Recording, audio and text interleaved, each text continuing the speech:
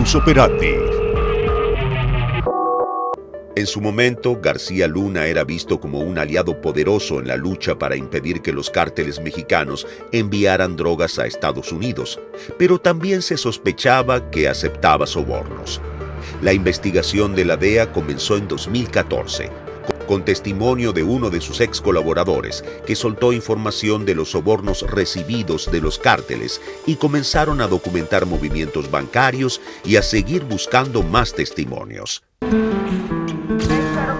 Fue arrestado en Alajuela en 1985.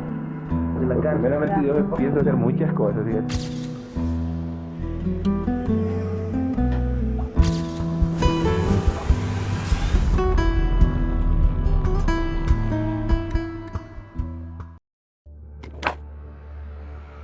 Genaro García Luna nació en 1968 en la Ciudad de México. Es ingeniero mecánico, pero se especializó en seguridad pública en el Centro de Investigación y Seguridad Nacional, por sus siglas el CISEN, y con el transcurrir del tiempo fue el responsable de generar información para el combate al delito, llevando a cabo operaciones basadas en información de inteligencia contra el crimen, en una coordinación que le fue asignada en el mismo CISEN desde 1999. Debido a sus contribuciones para la inteligencia contra el crimen organizado, el presidente Vicente Fox Quesada lo invitó a hacerse cargo, en 2002, de la recién creada Agencia Federal de Investigaciones, mejor conocida como AFI, que fue una corporación con capacidad de investigación para combatir la estructura de la delincuencia organizada, con la capacitación y respaldo de la DEA y el FBI. La llegada a la presidencia de Felipe Calderón Hinojosa lanzó, al inicio de su gestión, la guerra contra el narcotráfico, que desató violencia sin límites en México, masacres, ejecuciones, con saldo de miles de muertos y otros miles más de desaparecidos. Y Genaro García Luna fue nombrado secretario de Seguridad Pública de México, encabezando esa guerra y operativos. En su momento, García Luna era visto como un aliado poderoso en la lucha para impedir que los cárteles mexicanos enviaran drogas a Estados Unidos, pero también se sospechaba que aceptaba sobornos. La investigación de la DEA comenzó en 2014, con testimonio de uno de sus ex colaboradores, que soltó información de los sobornos recibidos de los cárteles y comenzaron a documentar movimientos bancarios y a seguir buscando más testimonios.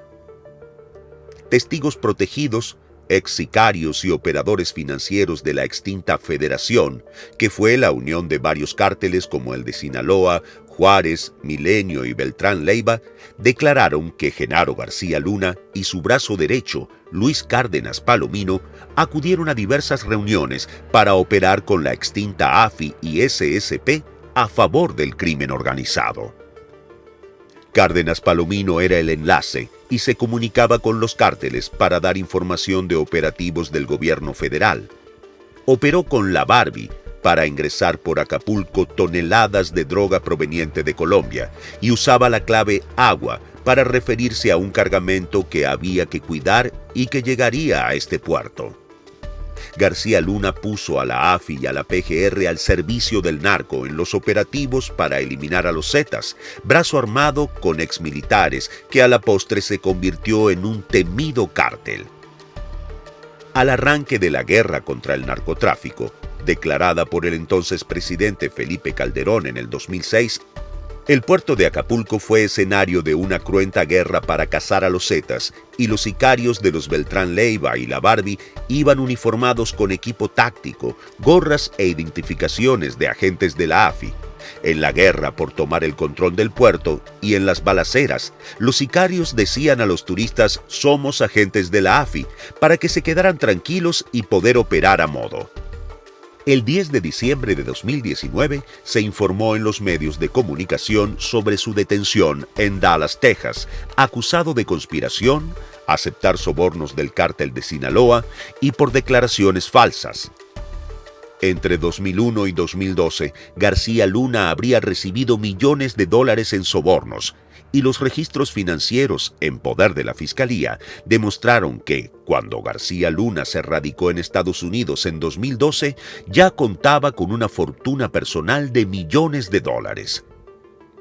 Con los sobornos pagados a García Luna, el cártel de Sinaloa pudo operar libremente en México y enviar toneladas de cocaína y otras drogas a Estados Unidos.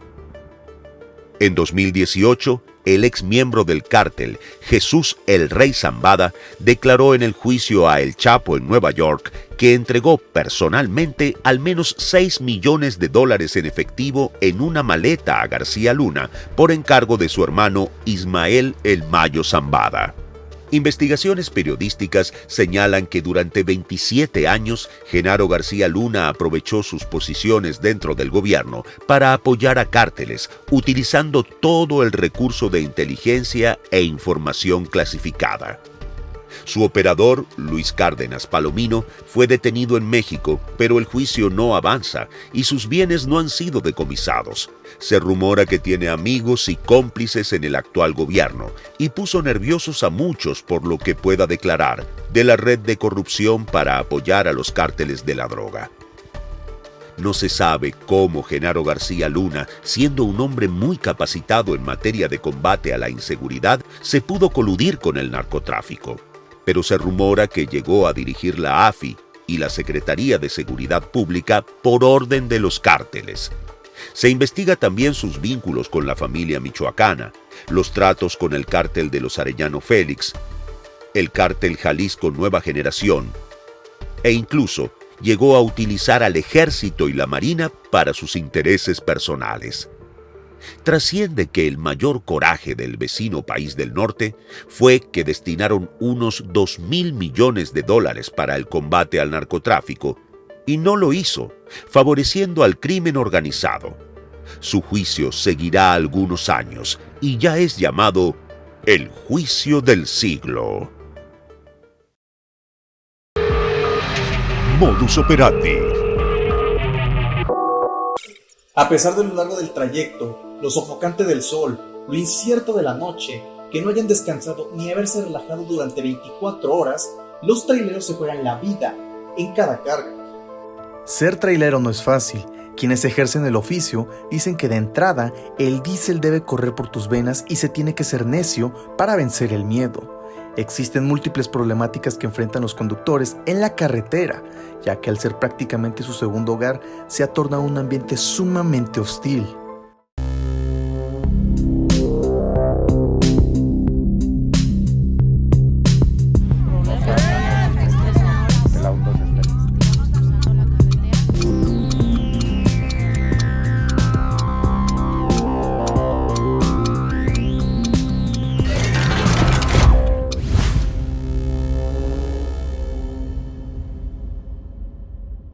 El pasado 22 de marzo del año en curso dio lugar un paro nacional de transportistas, ya que exigen mejores condiciones en materia de seguridad derivado del incremento en la inseguridad. De que se cambió la Guardia Nacional, que se quitó la Policía Federal, de caminos y entró la Guardia Nacional, hemos tenido un incremento del 95% en asaltos a transporte de carga y también hasta la ciudadanía ha sido afectada.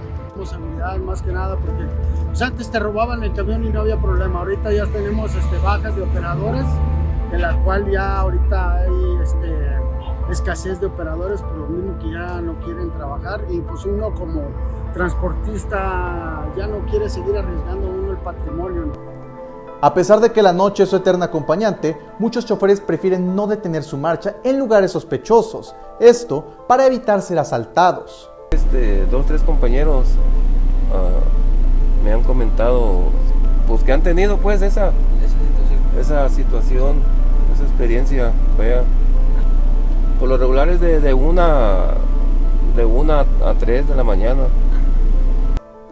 Hoy en día, el crimen se volvió sofisticado, ya que utilizan aparatos para inhibir la señal GPS y poder abrir una unidad, en algunos casos, incluso con una llave de acercamiento. Pues hay también a la brava, se te atraviesan en los carros y ya se van con pistolas y armas largas y ya te abordan. Además de los robos por parte de los criminales, otra de las situaciones que deben soportar estos transportistas es que existen algunas penalizaciones en contra de ellos, ya que según refieren, algunos de los propietarios de las mercancías a transportar no se hacen responsables de los efectos posteriores que provocan los asaltos. Pues si eres de cerebro débil, pues ya quedas psicológicamente afectado.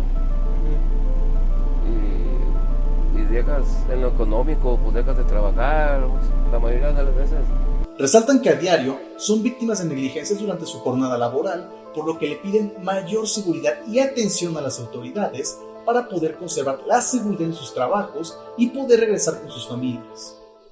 Cronos hace referencia al tiempo y a la cronología de las cosas, por lo que te contaremos historias en el orden en el que sucedieron, detallando acontecimientos de inseguridad, arbitrariedad e incluso situaciones ilícitas. Esto a través de investigaciones, entrevistas y reportajes.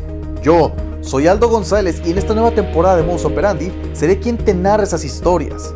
Si tienes alguna historia que quieres que sea contada, mándanos mensaje a través de nuestra página de Modus Operandi o a través de las redes de Guardia Nocturna, y nosotros seremos la voz de quienes no han sido escuchados.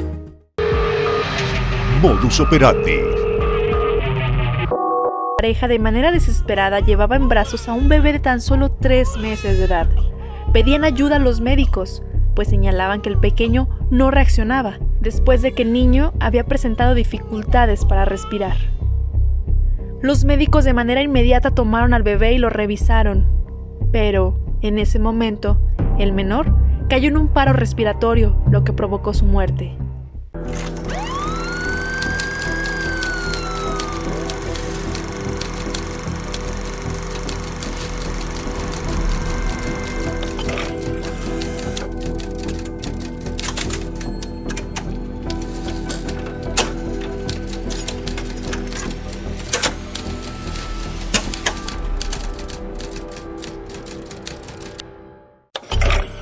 La pandemia que se vivió por el brote de COVID-19 desató muchos problemas sociales como la depresión, ansiedad, violencia de género, violencia intrafamiliar y hasta algunas afecciones. Pero hay un tema que sigue latente y preocupa: el abuso sexual infantil. Y es que según la OMS, México está en primer lugar en este delito, un delito que se da mayormente en el hogar.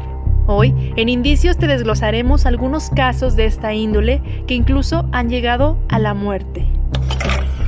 El 7 de abril del año en curso se vivió una historia desgarradora, pues una pareja llegó a un centro de salud ubicado en la colonia San Juan de Ocotán, sobre la avenida Aviación, a su cruce con la calle San Juan en el municipio de Zapopan. La pareja de manera desesperada llevaba en brazos a un bebé de tan solo 3 meses de edad. Pedían ayuda a los médicos, pues señalaban que el pequeño no reaccionaba, después de que el niño había presentado dificultades para respirar. Los médicos de manera inmediata tomaron al bebé y lo revisaron, pero en ese momento, el menor cayó en un paro respiratorio, lo que provocó su muerte. En este tipo de situaciones, los médicos revisan cada aspecto de los menores para saber un poco más de la afección que presentaba, pero la sorpresa para ellos fue desgarradora, pues identificaron que el pequeño presentaba huellas de haber sufrido una violación. En ese momento, el personal del centro de salud llamó a la trabajadora social en turno para solicitar entrevistar a los padres y su posible arresto por dicha situación. La trabajadora social se dirigió con los jóvenes que llevaron al menor y que se presentaron como sus padres, y les dio la noticia de la muerte del pequeño, pero además les hizo mención sobre el abuso sexual que presentaba, y estos, de una manera sorprendida, negaron conocer algo de ello. Pero esto no terminó de convencer a la trabajadora social y decidió llamar a la fiscalía, quien se encargó de llevarlos ante el Ministerio Público, donde estarían determinando el esclarecimiento de este homicidio. Pues este pequeñito murió de una manera tan despiadada, solo dejando ver lo crueles que son algunas personas. Pero este no es el único caso de abuso, al menos en Jalisco. Se han reportado situaciones como el pasado 1 de mayo, cuando una menor se dirigía a la tienda en la colonia Agua Fría, también de Zapopan, y su vecino de 50 años de edad la interceptó, la llevó a la fuerza y la agredió sexualmente.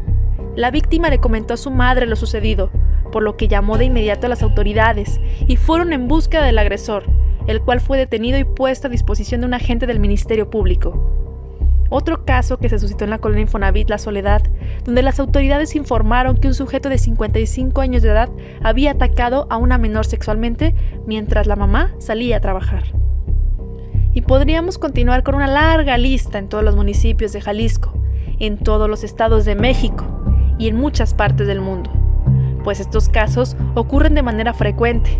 Algunos se denuncian y otros no, pero también algunos quedan impunes. Como dijimos al inicio, México se posiciona en primer lugar de abuso sexual infantil. La situación es tan preocupante que la OCDE señala que además México tiene el primer lugar en explotación, en homicidios y trata de menores, y el primer lugar en distribución de pornografía infantil. Además, la fundadora y directora general de ALAS, Arte, Laboratorio y Activismo Sociocultural, externó que de 1,000 casos de abuso sexual infantil, solo se denuncian aproximadamente 100. De esos 100, solo 10 llegan ante el juez y solo 1 a condena. Por otra parte, reveló que previo a la pandemia provocada por el COVID-19, México exportaba 60% de la pornografía infantil a todo el mundo y hoy en día incrementó hasta un 73%, debido a que durante el confinamiento, diferentes tipos de agresores sexuales aprovecharon esta oportunidad, ya que miles de millones de niños estuvieron frente a sus computadoras. Más del 55% de los casos se presentan en las edades de entre 7 a 11 años de edad y alrededor del 34% entre 4 y 6 años de edad. Como dijo John Kennedy, los niños son el recurso más importante del mundo y la mejor esperanza para el futuro, así que hay que protegerlos siempre y nunca dejarlos solos. Sigue disfrutando de nuestros contenidos en Modus Operandi. No te pierdas el próximo capítulo. No te pierdas más historias de los malditos, investigaciones de cronos y recreaciones de indicios. Solo en Modus Operandi.